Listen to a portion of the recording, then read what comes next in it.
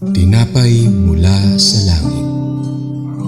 A daily morning devotion with CRC Family.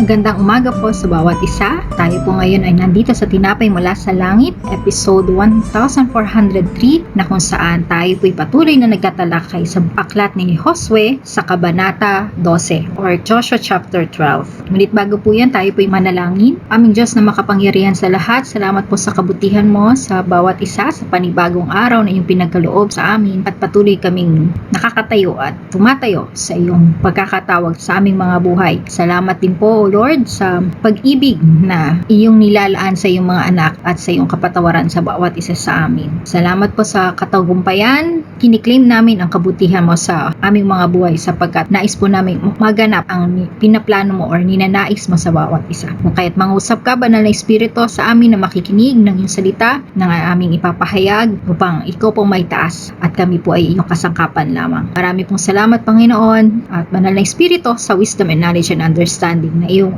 igagrant upang kami, Panginoon, ay makasunod sa iyong ninanais mo. Maraming salamat, aming Ama, sa tanging pangalan ni Jesus. Amen. Sabi po sa Joshua chapter 12, the king of Taanak, the king of Megiddo. Dito po makikita natin sa panimula pa lang sa aklat ng Joshua chapter 12, nakalista ang lahat ng 31 kings ng Kanaan or Canaan na natalo ng mga Israelita sa pamumuno ni Joshua. At isa na nga dito po ang Taanak at ang Megiddo. Ano po ba ang Taanak? Isa itong sinaunang lungsod ng mga Kananeo sa timong kanlurang bahagi ng kapatagan ng Jezreel. Ang ibig sabihin po ng pangalan Taanak ay mabuhanging lupa. Nasa mahalagang ruta ito or tinatawag na Via Maris at binigay sa lipi ni Manases, ngunit hindi lubos na nasako. Kalaunan, naging lugar ito ng tagumpay ni Deborah at Barak laban sa mga Kananeo.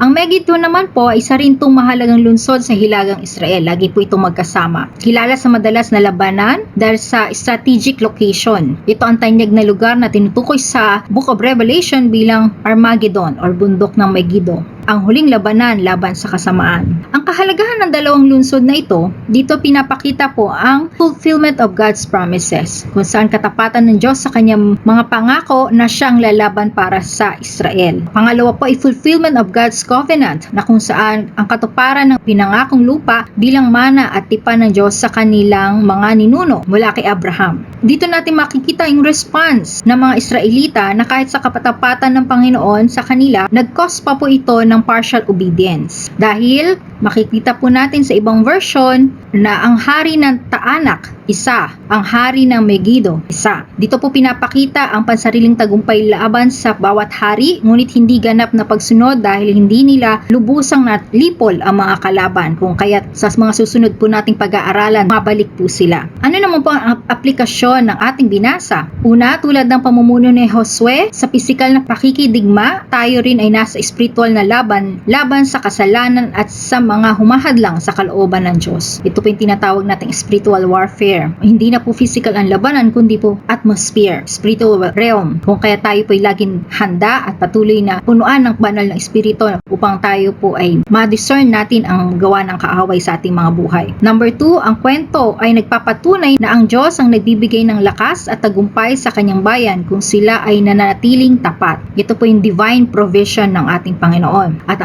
pangatlo po, ang Megiddo ay paalala ng mga panghinaharap na pangyayari sa pahayag o Revelation, Book of Revelation. Tanda ng huling pag-asa ng tagumpay laban sa kasamaan, na meron po tayong future hope na tayo po'y dapat lamang po ay magtiwala sa ating Panginoon. Sa ating conclusion, ang ating binasa sa Joshua chapter 12 verse 21 ay patuloy na katuparan ng pangako ng Diyos at ang kahalagahan ng buong pagsunod. Ang pagbanggit sa Taanak at Megiddo ay hindi lamang talaan o tala ng kasaysayan, kundi paalala rin ng ating spiritual na pakikidigma. Tulad ng Israel na kailangan lumaban upang makuha ang lupain, tayong mga mananampalataya ay patuloy na nakikipaglaban-laban sa kasalanan. Ngunit sa lahat ng ito, tiniyak ng Diyos ang tagumpay at kapahingahan para sa mga mananatiling tapat sa Kanya. Ayon sa ating nakalipas na pag-aaral sa Deuteronomy chapter 3 verse 2, huwag kang matatakot sa kanila sapagkat si Yahweh ang siyang nakikipaglaban para sa iyo. Purihin ang ating Panginoon. Tayo po'y manalangin. Aming Diyos na makapangyarihan sa lahat, salamat po sa iyong pagbubulay namin ng iyong salita. Dahil tunay nga, O Diyos,